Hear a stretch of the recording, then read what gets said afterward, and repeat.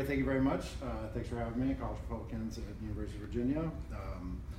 It's really a pleasure to be here and speaking to you guys. I like to see the energy you guys have going. That's really good. We were driving down from DC and we saw all the signs. I didn't know exactly how to pronounce that Coburn name, but now I know. You did it right that time. Not each time as we read the signs coming down 29, though. That's for sure. What kind of name is that? So it's really good. It's good to be here. Again, my name is Jack Murphy. I did write a book called Democrats Deplorable. You can get on Amazon. Also, please do follow me on Twitter if you don't already. I appreciate it. That's like the best way that I can get out information to everybody. That's at Jack Murphy Live on Twitter. I'm happy to be in Charlottesville. Charlottesville has a special place in the national narrative right now for a couple of reasons. The most obvious being the tragedy that took place last year with the Unite the Right rally and the fallout from that.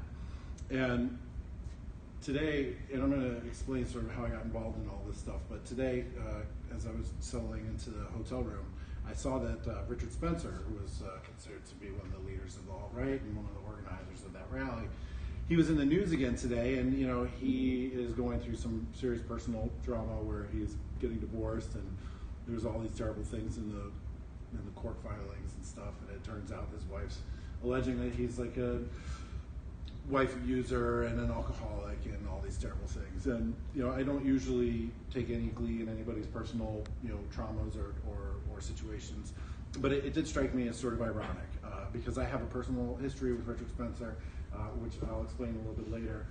But he and I have had a couple of confrontations publicly, and he's also made his way into my personal life sort of indirectly. And for me to be coming down to Charlottesville at University of Virginia to speak to you guys while at the same time Richard Spencer's star is completely faded and collapsed and crushed on the ground, I thought there was a little poetic justice there. As you know, I can explain a little bit actually what happened with Richard. Richard Spencer and the alt-right, people thought that they were sort of a large component of what was happening with the Trump election in 2015 and 2016. And there were times at which people who became advocates for Donald Trump got smeared with this alt-right name. I myself also was smeared that way. And my friends threw this party called the Deplorable in January actually it was the night before the inauguration for Donald Trump. And it was the time that we sort of decided that we really wanted to make a definitive statement that the alt-right was not a part of this new movement. We were calling it sort of like the new right. There was a couple of other names that got bandied about, but what we were trying to do was really cause separation between us and Richard Spencer and the alt-right. And so he and all of his buddies were banned from coming to the party.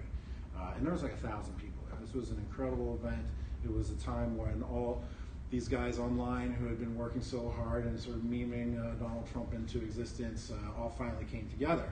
And to purposefully exclude Richard Spencer and the alt-right from that event was a real statement that we wanted to make. But Richard showed up to the after party and crashed the after party. And I wasn't going to have anything to do with that. So as a Democrat, former Democrat rather, who voted for Obama and voted for Clinton, there was no way I was going to get affiliated with this movement if the alt-right and these guys were a part of it. And so I had a chance to confront Richard Spencer at this after party, and he and I almost came to blows at this party in front of everybody, and got broken up at the last minute. And my point was I wanted to inject into the narrative here that the alt-right is not welcome, and the alt-right is not welcome as part of our coalition, and this coalition is changing, and it's morphing, and it's even not really finished being determined who's exactly in this coalition at this point. But I knew for sure that I didn't want that, our names associated with that. And luckily, The Atlantic was there, The New Yorker was there, Business Insider, CNN, they all wrote about it afterwards. And what they say, a big bearded man named Jack Murphy confronted Richard Spencer. And they said, it was like a joyous evening, but it was ended in a fractious, raucous, confrontation at the after party, which was perfect for me. And I was really thrilled about that because, again, it began this narrative. And then the narrative also sort of continued on when my friends Jack Sovic and Mike Cernovich did an event in DC in April or so of last year called the Rally Against Political Violence. And it was a counter rally, a counter protest to Richard Spencer and alt-right guys who were doing their thing down at the at the Lincoln Memorial rather. And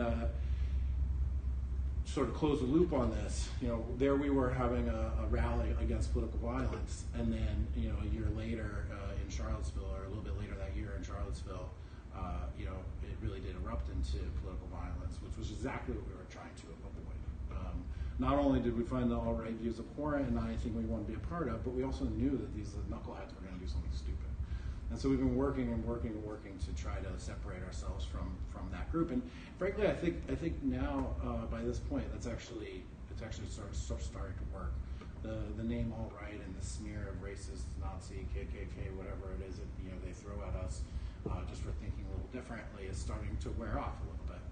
Although for me personally, as I'm going to explain, I had a real serious event that shows that that there's still this desire out there on the left to just kill anybody that's not adhering to the narratives, the national narratives.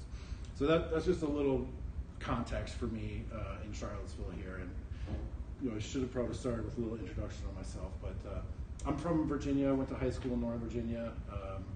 I think like almost a fifth of my graduating senior class ended up at UVA.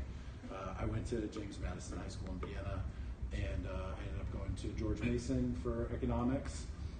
And I wanted to get into finance and international investment banking in particular, because at that time, at the end of the 90s, because I'm a little bit older than you, at the end of the 90s, the Cold War was over, and the geopolitical orientation had shifted away from chasing the Soviets around the globe, and people began to dust off the Monroe Doctrine, and they started to look towards South and Central America. And George Bush later began to talk about the free trade area of the free trade agreement of the Americas, looking to create a trade bloc, like the EU, but from Antarctica to the Arctic. And Latin America was sort of the exciting place to be, and it was a new sort of regional orientation rather than a global orientation that we had with the Cold War. And so I wanted to get into international investment banking with a focus on Latin America. So I go to Georgetown and study international finance and international political economy and international affairs. And then 9/11 happens, like in my last semester. Obviously a huge tragedy, but the way it impacted me personally was that one, all the jobs on Wall Street were over, so I had to look for something new. And two, it reoriented the world away. We were on this path towards focusing on the Western Hemisphere, and it reoriented our geopolitics back to the Middle East. And then, of course, we go back to Iraq and to Afghanistan, and we have been focused on that ever since. So I needed to find something new. I get into real estate because at the time in DC, real estate was popping. And it was a lot of fun. I started building houses and commercial properties and such. And that market ended, and I got into charter schools. Charter schools are an independently operated, privately owned public school that are open to any kid in the District of Columbia. And in doing that, I began to work with inner city kids, and I became executive director of a number of charter schools in DC, where I worked to turn around some of the worst performing schools in the city and work towards building new institutions to help. These are 99% African American schools, 100% below the poverty line. So you could say in some ways, as I was working for equity and student outcomes, that I was one of the original social justice warriors before that term became what it meant today. I was actually working to find a way to improve education outcomes. Now, I tell you all of this because something happened which is really pertinent to this idea of becoming Democrat to deplorable, and it's something that's happening to a lot of people, and it's happening to the country. Around that time in 2015, I began writing, and I was writing under a pen name. And Jack Murphy is my pen name. My real name is John Goldman. Everybody knows it now, but I stuck with Jack Murphy because, well, I'll explain that. But I began writing about sex and relationships, to be honest. It was just sort of like a hobby. I was looking in, male-female dynamics, why the dating and mating markets are different now than they were, say, 15 or 20 years ago, why households aren't forming at the same rate, why divorce rates are so high even though they're declining a little bit, why people aren't getting married, why is it hard to find the right partner, etc. And in that process, I began to understand that the forces that disrupted the bedroom also disrupted the country. And these are ideas like radical feminism and progressivism and political correctness and a number of things. And as I'm learning about all this stuff and starting to get tuned into the way the media is controlling our minds and the media is controlling the narratives, something else very relevant to UVA happened, the UVA rape hoax. So I guess that was about 2014 or so, 2015. And immediately when that happened, me and my friends and the guys online, we saw that it was a hoax, and we could tell that it was a lie right off the bat just from the facts. But it had such huge impact on the school, it had huge impact on the nation, it had huge impact on me personally in seeing that the media narratives sort of take over and spin these lies into controlling us, right? So like it was all about promoting rape culture, it was all about promoting misogyny and how all these things are the terrible, worst, horrible things that are happening in the universe, and they need to be taken care of, they need to be fixed. As you could actually kind of call that part of my radicalization process. That's what some people have said. Part of the red pilling process, part of the process where you begin to see sort of the writing on the wall. And this is like a transformative experience for somebody who was a Democrat, who's starting to see how like the collective media apparatus and the universities and our institutions and our administrative offices and such are all sort of working together to push these progressive narratives, which have become increasingly detached from reality, detached from science, detached from reason, and have in fact embraced the notion that there's no such thing as an objective reality or an objective truth. In this process, I started talking on my personal Facebook about this stuff, and all of a sudden, even though my friends think I'm like a racist because I'm just asking basic questions, just challenging the narratives, challenging the ideas that I had taken at face value over, basically the entirety of my life. I'm living in Washington, D.C., a very extremely multicultural and diverse city. I'm working in an inner city with African-American communities. There's people speaking all kinds of languages all around me, and I voted Democrat my whole life. So all this stuff was just sort of what I had taken to be as gospel, and even just challenging some of those ideas amongst my friends and family caused me to become isolated. My friends stopped talking to me, my family stopped talking to me. I had to come up with like a whole new social group, and luckily I did, and I met a lot of people online through during the election. And then that culminated in Deplorable, where I met a ton of people. And we went to a party eventually in New York called A Night for Freedom. And my friend Mike throws these parties every once in a while. And MAGA people from all over the country come to celebrate freedom. And there were speakers there like Stefan Molyneux and Cernovich and a number of other people. And at that party, this woman, Chelsea Manning, was there. And if you're familiar with her story, she was depending on your viewpoint, she was either the traitor or the whistleblower who was in the military, who was thrown in jail. And while she was in solitary confinement, she decided to transition from male to female. And she showed up at this party, and she was a progressive. And we had actually met her and hung out with her a little bit, just totally casually. I didn't even know that she was going to be at this thing that I did. But we were hanging out at the event where I first met her, and somebody took a picture. And that picture is going to become relevant in a minute. This party, she was there. Everybody on the progressive side decided that this was a horrible thing that Chelsea Manning was at this event that was for MAGA people. And so the next day, that picture I'm talking about surfaced somehow. And it was me with a number of sort of new right media personalities and Chelsea Manning. And the Antifa folks and the progressive radicals knew everybody in the picture but me. And I was still writing under a pen name at that time, and I was still semi-anonymous. And Sunday we go back from New York, and then by Monday, my personal name, personal information, everything about me has been sent out into the universe and specifically targeted towards my employer. And so I had stopped working for individual schools. I was working for the regulator at that time, the head of the finance department. And the Antifa people just bombarded my work with Jack Murphy is a racist. Jack Murphy is a Nazi. Jack Murphy is alt-right, rape apologist, all kinds of terrible things. And they used a picture of me from, I went to a rally, an alt-right rally and an Antifa protest. I just went to document it, right? And with that phone right there, I'm live streaming and just sort of in the mix. And I brought a photographer friend with me, and he took pictures of me in the crowd, and I wrote an article and I used his photos. And they used a picture of me standing next to Richard Spencer and Jason Kessler, the guys who organized the Unite the Right thing here in Charlottesville. And they used that picture to say that I was an alt-right guy and I was a Nazi. They told my work suspends me, and a month later, I got fired. And I got fired because they thought I was a racist Nazi guy. They went through my entire, all my writing, my blog, everything, where they saw me writing about sanctuary cities, just asking the question, does it make sense that our local jurisdictions refuse to cooperate with our federal immigration authorities? And I did a big analysis on what the cost was for educating undocumented children.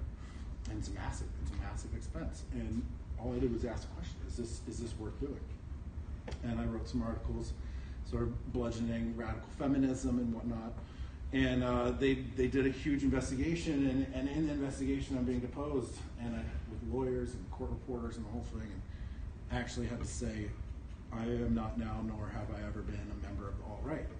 And it felt eerily like McCarthyism and the communist stuff from the 50s. It's like a witch hunt, and they wanted to destroy my life, and so they did.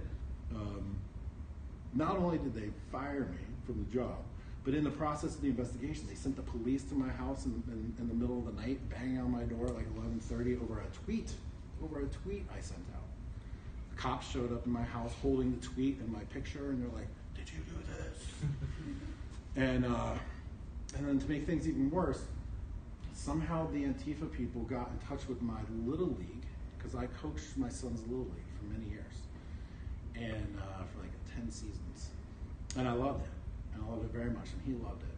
And they got in touch with my local Little League board, and they got me banned from coaching Little League. Okay, so I got fired, I got doxxed, I got swatted, I got banned from coaching Little League, all because I started to challenge the narratives, the democratic narratives, and I started to challenge the progressive narratives, and I started to ask questions, and I started to wake up. Okay, I started to wake up, and they can't have it.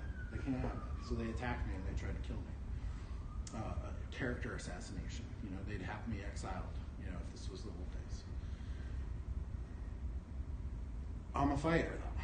So I decided to fight back and double down.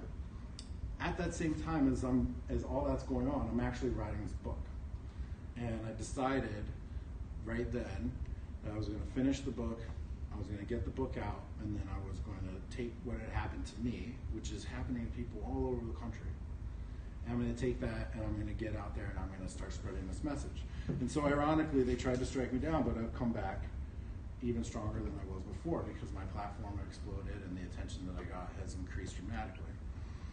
And all the while that I'm working on this book. I'm getting up at 3:45 in the morning to write and to study and to get this thing done, then go to work, then coach a Little League, then hang out with my kids. So this is a really important project to me. So the book is important because 9 million people had the same experience that I had. An awakening from the old days of being a Democrat and just accepting the media's narratives and accepting the media's lies and not challenging what was being pushed upon them. And in an election where Trump got something like 60 million votes, 9 million is 15% of his total. So 15% of the people that are part of the Trump coalition were Obama voters. And that's something that doesn't get talked about very often. And these 9 million people are perhaps one of the most important voting blocks in the country. The election was determined by 3 states, 77,000 votes across Michigan, Ohio, and Pennsylvania. Those were blue states that turned red. And these Democrats, the deplorable voters, were from all over in those regions, and 77,000 people are who determined that Trump would have enough electoral votes to get elected. So the Democrats are deplorable voting bloc is, in my mind, the most important voting bloc in America, because these are people that are open to change, these are people that are open to new messages, and these are people that are willing to take risks. Take risks to be alienated from their friends and family. You know, supporting Donald Trump isn't always the easiest thing to do in the whole, in the world. You know, he does a lot of dumb things. He says a lot of dumb stuff. You know, but supporting him was something that became very important to me, and it was important to these 9 million people. So in the book, the first section is a little bit of a memoir, where there's like a number of other sort of moments that pushed me over the edge. And then I conducted a national survey. So I did original research for this. 1,500 people responded to my survey. There were 67 questions, 15 of which were open-ended responses, which means I have something like 10 or 12,000 like paragraphs and essays from people on a whole number of questions. And I read all of them over the course of a year. And I got a whole treasure trove of statistics that no one else was asking the same questions I was asking. Everybody bases their electoral analysis off of one data set that comes out, the election board survey or something like that. But I didn't like those questions, so I came up with my own, and I reached out to people all over the country. And then I also realized that I needed to get out and talk to people, so I got in my car and I just started driving around. We went up to Pennsylvania, drove all through Maryland, and we just got out and just started talking to people in shops and street corners and bars and taverns and wherever we could. And I set up interviews with people from all over the country, and I recorded, probably 50 hours of interviews with people who were Democrats who went deplorable. And there's a whole number of results in this book, but I want to talk about one thing in particular that will be of relevance to you guys, and this is a whole section on colleges. And something like 92% of people who went Democrat to deplorable are very, quote, very concerned with the state of affairs on college campuses. And the way people see it is that college campuses have become indoctrination camps for the progressive sort of mindset. And it's easy to sort of dismiss that as being crazy, except when you really take a look at what's happening. And it's a top to bottom process that starts with an ideology that I'm going to explain, a philosophy that I'll explain, the way that made it into our federal government, our federal policies, which reached onto campus, which changed the administration and changed the dynamics and the narratives on campus. And this was one of out of all the questions that I asked, 92% was the highest rate of people being affirmative and saying that this was why I was motivated to vote for Donald Trump in the last election. American University is right by my house, and American University is also kind of known to be pretty wacky. And I used American University as a case study to begin to understand how and why, institutionally speaking, colleges are creating people that are supposed to fit right into the progressive mindset and fit right into being a Democrat. And I used the orientation process that they have there, because people are concerned that this is an indoctrination process, and I wanted to confirm that myself. So I went, not only talked to people at American, but I studied all of their orientation materials that they use online, and they have it all online. And the first thing that they do on day one, the first thing is, when you introduce yourself to somebody, you say, my name is and my pronouns are. And I don't know if you guys have that experience here, but at American University, it's like the very first slide, it's the very first thing that they tell you. And what's important to note about this is, look, I believe in liberty and freedom, and if you want to call yourself whatever you want to call yourself, that's totally fine with me.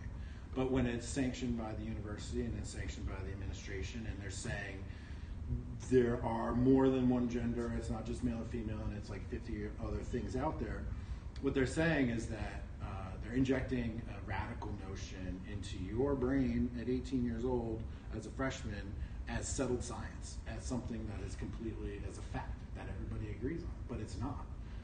This is obviously a highly contentious issue that isn't by any means settled.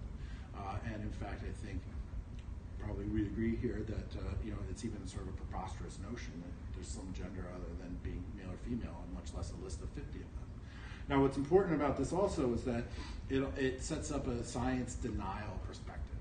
Okay, like gender science has been established for a number of years, and to interject the question on day one is to interject the notion of denying science.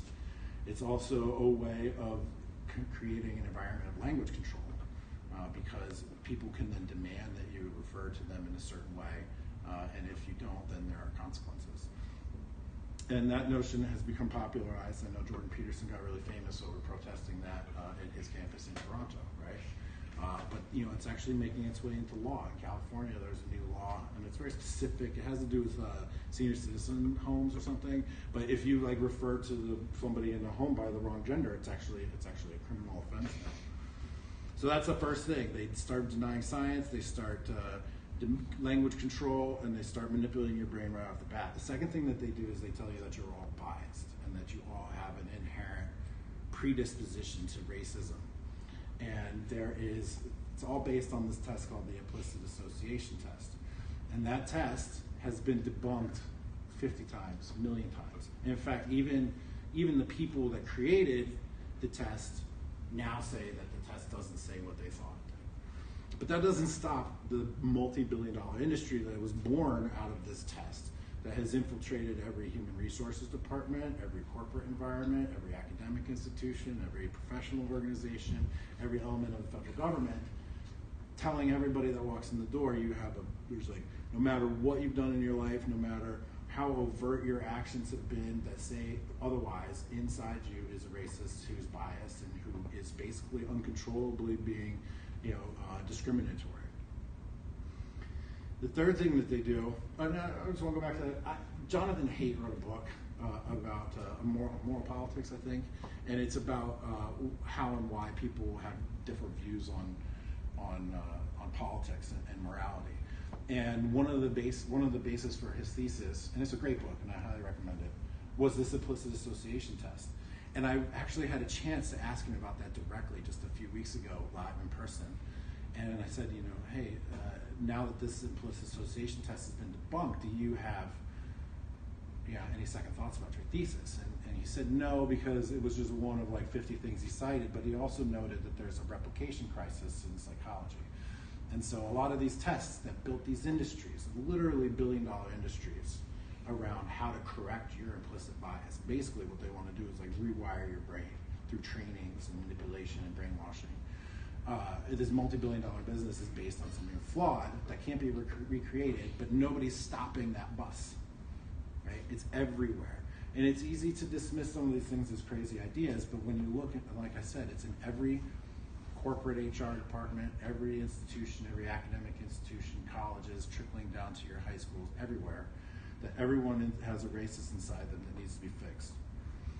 The third thing that they do is they teach you that your emotions are more important than fact and reason. And at American, there's a whole section in their orientation that says that you're responsible for the emotional response of the listener to your statements. And it's irrespective of your intentions, it's irrespective of fact, it's irrespective of what you actually said. Whatever that person's emotional reaction is the most important element in that engagement. And what's it's actually teaching people is something that psychologists call emotional reasoning, which is actually will lead you down towards the road of depression and anxiety.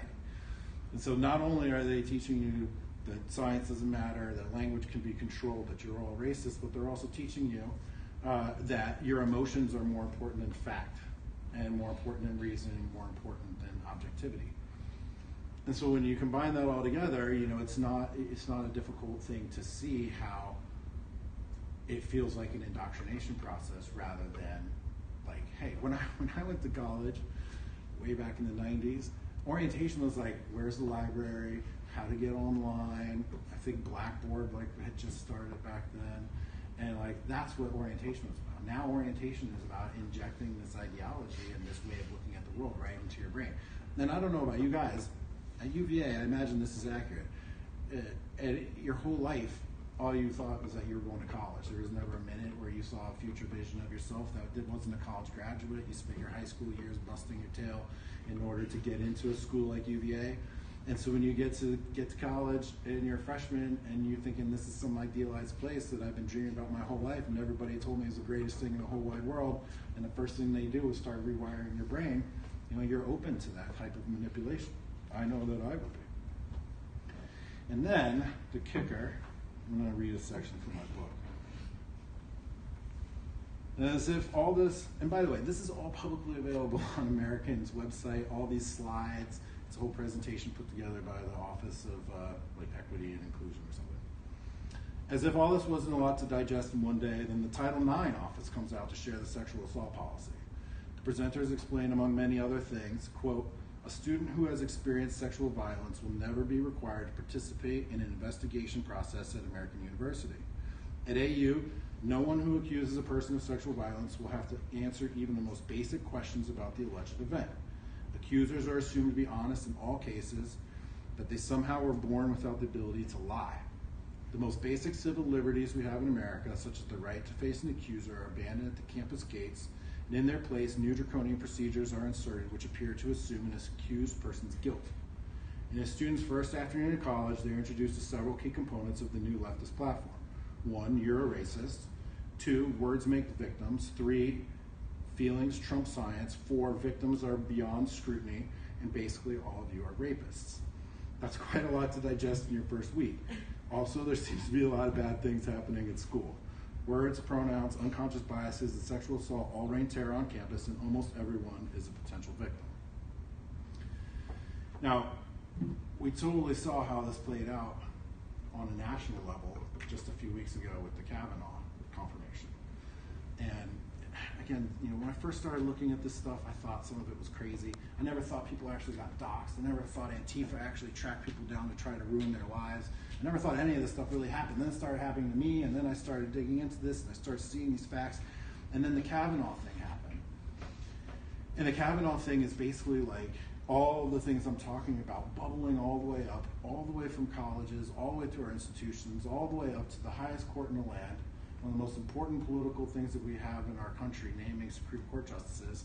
And here that guy was being, dragged through the mud because a woman made a wild accusation from like 35 years ago that was completely unsubstantiated, uncorroborated, and every single person she named as a witness refuted exactly what she said. However, her emotions took precedence over her, over objectivity. And everybody is a sexual assault victim, and every guy is a sexual, assaulter.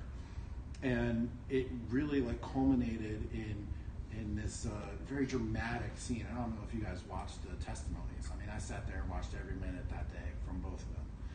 And what really hit home for me with Kavanaugh was when he got emotional, talking about how he was no longer going to be able to coach his kids' basketball team, because that is exactly what happened to me. False accusations, public shaming, ostracization, exile, and they take you away from even helping your children and helping the community. So how did all this stuff happen, right? How did our colleges become places where our minds are being sort of melted and we're being manipulated? And it's multivariable, obviously, but one of the things I really focus in the book is Title IX. And Title IX is a law that was created in the 70s, which was meant to protect women from being sexually harassed to the point where they were unable to get an education. It was used to create equity in athletic programs and scholarships, all great stuff. But as time went on, it became mutated and twisted. And as the rape culture statistics started to grow, first it was 1 in 5 women are sexually assaulted, then it was 1 in 4, and then I just heard at this Kavanaugh rally, because I was down there at the protest, it's now 1 in 3. 1 in 3 of women on campus are allegedly victims of sexual violence every year. And this idea has worked its way into our institutions and into law. And in 2011, Barack Obama's education department wrote what was called a Dear Colleague letter, which changed the way that colleges were supposed to adhere to sexual assault violations. And if the schools didn't adhere to the new policies, then they were going to lose their money, and all these schools depend on federal funds. And there is an ideology that sort of wormed its way into our institutions. It's a combination of radical feminism and this thing called intersectionality. And I don't know if you guys have come across that term just yet, but basically there's a woman named Kimberly Crenshaw who was a feminist who wrote in the 80s that it was all basically about how white women don't understand the oppression that black women face. And so she created this new philosophy called intersectionality, which is a way of identifying additional avenues of oppression. And everybody can have their own sense of oppression except for one group of people, and we all know who that one group of people is. And so this new coalition on the left has at its fundamental core and has worked its way into our institutions through our laws, through manipulating budgets and money, and onto college campuses, this oppressor-oppression dynamic. And that is basically one of the fundamental tenets of the new ideology on the left and the progressivism that has infiltrated institutions across the country. And again, sometimes even as I'm just saying these words out loud, they sound kind of crazy and far-fetched. But people here at UVA have experienced it. It creates a hysteria where people will believe something that's completely unbelievable. You know, the facts from that, the UVA Ray Polk stuff, the Rolling Stone stuff, were just asinine, just ludicrous. But everybody ate it up because they're primed and ready and looking for this type of thing. And so, again, in the book, there's so much more. We get into geopolitics and economics and foreign policy and globalism and trade issues and immigration and how globalism without open borders doesn't work and all kinds of stuff. But I wanted, I only have a few minutes, and so I wanted to, zero it into colleges here and give you a sense of that. If you're feeling any of these feelings on campus or thinking any of this stuff is crazy, you're not alone, and there are 9 million people out there who used to be supporters of the left and voted for Obama who now see this as something that's crazy and want to do something about it. What is the impact on all this on Democrats and deplorable voters? So like I said, 92% of people are worried about the state of affairs on college campuses. We have to change this stuff.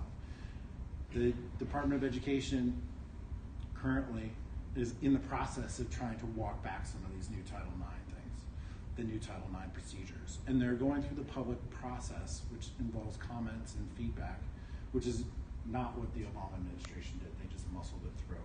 So they're going through the process, and hopefully it was based on false information and it's changing. Do you guys have bias response teams here? No? So across the country, there's 250 some colleges where now you have to report your friends if they say something that's offensive, because if you don't stamp out harassment in all its forms, you'll lose your Title IX money. Yeah, bias response team. So people are worried about this. They're worried about colleges. They're worried about radical feminism. They're worried about political violence. They're worried about mobs over jobs.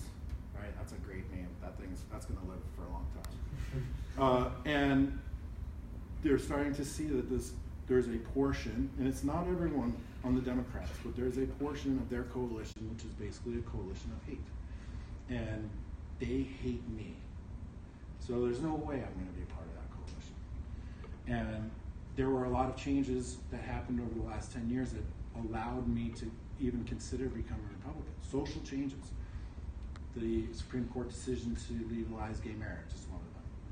The imminent decriminalization of marijuana is another one. And these were social issues that people really believed in, so they stuck with the left, they stuck with the Democrats. They would say, I'm socially open-minded but fiscally conservative. And so now you take those two issues off the table, you inject this coalition of hate on the left, and now we're in a period of shifting coalitions and the recreation of the Republican Party. And Donald Trump is the guy that bust down the door and made all this happen and made it all possible. So if you guys want to know how you can use this in your efforts to try to recruit people or try to spend, expend your energy in trying to get people to change parties, I think it's important that you talk about how this is not your grandfather's Republican Party anymore, and that social issues that people thought were really important, because I believe in liberty and freedom for everybody, and that includes marrying whoever you want, smoking whatever kind of drugs you want, and also owning whatever kind of firearm you want, right? Gays, guns, and drugs is what I used to say. That's a unified philosophical position, right? And so those are my underlying, first principles, and that's, I think, the Republican Party today is where people that have those unifying first principles are going to coalesce. So I think it's important that you can tell people that it's not your grandfather's Republican Party. These important social issues have been taken off the table. And there's a focus on America first, and I can't for the life of me understand how that sounds xenophobic or hateful or anything at all. That's like a focus on all the people that live in this country, rather than the focus on people that live outside the country. Like it seems like the craziest thing to me, but again, it goes back to the media narratives. And then of course, like there's the increasing diversity within the Republican Party. Donald Trump got more votes, both black and Latino and Asian voters, than Mitt Romney. And depending on what polls you follow, I mean, Rasmussen in particular is showing that support in African American community is picking up. So is that your grandfather's Republican Party? Social issues. I mean, Donald Trump appeared at the GOP convention with the rainbow flag, right? Like, social issues are changing. Pot decriminalization is coming, and a focus on America first. And these are ways that I think that you can use this information to help, spread your message and recruit more people. I think that's all I got for now. I think we got about 10 minutes left, so if anybody has any questions, I'm happy to do Q&A. Thank you guys for having me. I really appreciate the chance to speak with you.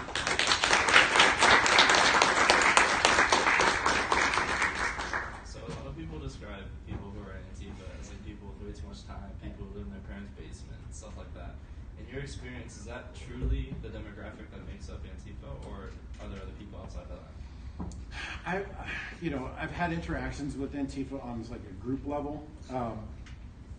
When my girlfriend and I here, we went to the Deplorable. I mean, we didn't even have any idea what to expect. We got there, and there was like hundreds of people out front, screaming, yelling, writhing on the ground, burning stuff, throwing things, screaming in our faces, racist, Nazi, KKK. It was crazy. But on a personal level, there's only one person that I know their intimate personal details, the person who doxed me, and she's exactly that. She has no known fixed address. She's sort of a vagabond. Maybe she's got a trust fund or something, but clearly doesn't have any money. Otherwise, I would have sued her ass, but there was no assets to go after. I'm out here doing like political activism, at great expense to myself. I think a lot of those Antifa people are doing it potentially because they don't have anything to lose.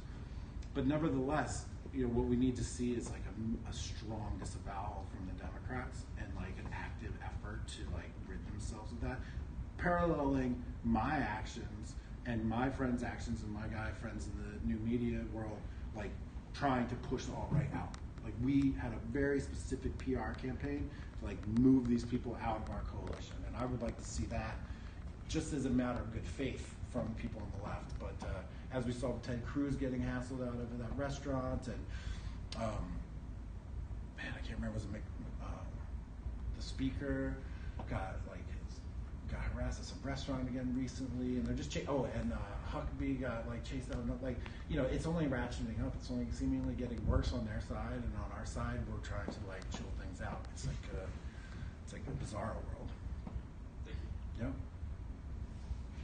You brought up like Title IX and how stuff like that that's well-intentioned, like originally, ends up being twisted and stuff. And the thing that I find is, and I'm sure you have too, is like we agree that rape or racism is bad, but there's that push from the left to overdo kind of Title IX stuff. So what's the best way for us to get it across to people that like we're not denying racism, we're not denying rape or something like that, but we see it as a serious problem, but we just see the alternative way to do it. Right. There's a lot to that question. So the foundation of that is that radical feminism believes that all societies throughout history have been patriarchal, and all patriarchal societies are oppressive, and the only way to change an oppressive society is to eliminate who's doing the oppression. So there's no talking them out of that position. Okay, so if you're using rhetoric, you want to like come at them and inflame them and get them, riled up and call them names and point out how stupid they are. But I think it goes back to what I said originally about saying this is not your grandfather's Republican Party, right? Like this isn't necessarily Southern strategy, redux. This is a new coalition. And I'd really like, I think, for us to focus on that. This is a new coalition. I think we're in a dynamic, changing period of coalitions that's going to take 10 or 15 or even 20 years to like settle up, because so many of the clear dividing issues are coming off the table now. to sit there and say, oh, the Democrats are the real racists, that's never worked, or it hasn't been working at all, right? And in fact, a lot of guys on the right and who work in this, PR stuff will say, that's a losing rhetorical position. I think for us, it's mostly about staying focused on the positive, demonstrating the diversity, demonstrating, goodwill and good faith, and like get out there and do something, like volunteer. Have you guys get together and like do something that is beneficial for not white upper middle class people. Like, I don't know, like demonstrate through action. And then the words be, it's a new kind of party, it's a new coalition, and there's a new future. With like the new wave of Republicans, the main thing that's separating our views is fiscal ideas. So, but trying to talk to college kid who is everybody is broke and nobody has any fiscal worries. How do you promote that idea? Like, hey, come be Republican. We believe the same social issues, but we don't want to be taxed. Right. But they think, oh, we don't have money to tax anyways, and we want everything to be free. So how do we that ideology is like really hard to put out, especially when the other side wants everything for free. Right. I remember my my macro intro to macro class, and we were talking about a flat tax, and the professor's like, okay, so everybody under 35K, no taxes. Everybody over 35K, like 20% or something. And this is a huge lecture. I was like 101. He goes, who's in favor of the flat tax? And I was the only person that raised my hand. And he goes, why are you in favor of the flat tax? I was like, well, I don't make 35K. Like, that's perfect. I don't want to pay any taxes. I don't know. I mean, I think at UVA, especially, you guys aren't planning to be broke forever, right? No, definitely not. So you gotta get people thinking about the future and thinking about what taxation really means. And I remember a story a professor told me at George Mason about the origins of taxation. Tribes used to just like maraud and kill each other and take all their stuff. But then one day the guy's like, if I don't kill this tribe, I can come back next year and take half their stuff again. And that's where taxation came from, right? It's just a way of extracting resources. So if you think about personal property and you think about it's your money, I think that's an easy ideological case to make. Of course, we're having trouble convincing people on the left of that right now. So not the best answer for you, but I think keeping people future oriented, especially when you're talking about taxation and fiscal deficits and the budget and whatnot. It's interesting that you say that the social issues aren't what's dividing us now. It's fiscal policy. I think there's a little bit more to it than that, but partially right. Yeah. What you're saying on the front lines, do you see the Trump coalition expanding in 2020? Yes. I think that the 9 million people that withstood being called racist or being called whatever, getting ostracized from their family and their community for deciding to embrace Donald Trump, you're not going back. So that 9 million is going to grow.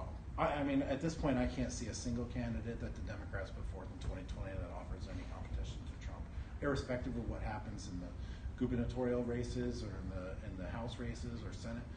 I mean, on a presidential level, I can't see anyone that's going to provide any sort of real competition.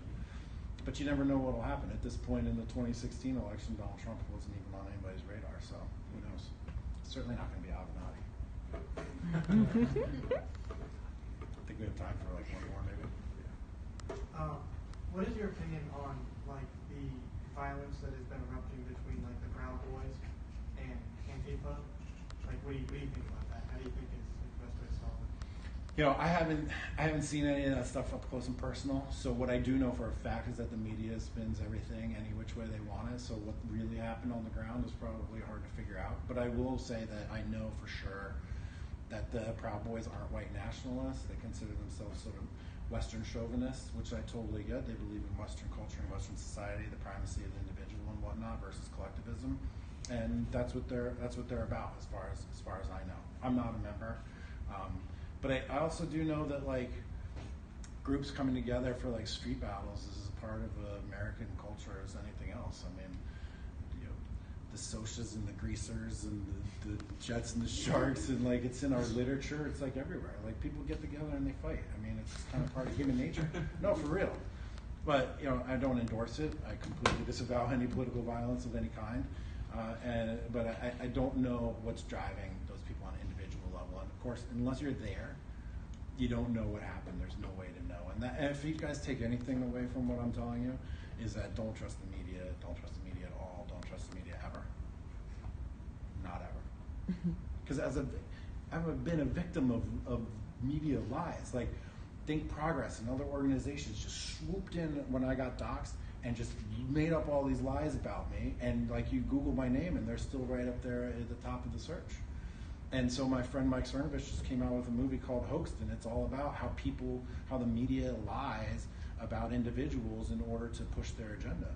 And until you've been a victim of it, until you see like people in the media talking about you personally, but lying, and they never even talk to you about it, you're like, man, how many times is that happening over and over and over and over and over and over again across all aspects of our life and all aspects of our sort of national discourse? It's mind-boggling and terrifying, honestly. Thank you for your time. Yeah, thank you. I appreciate it. We have some books for sale.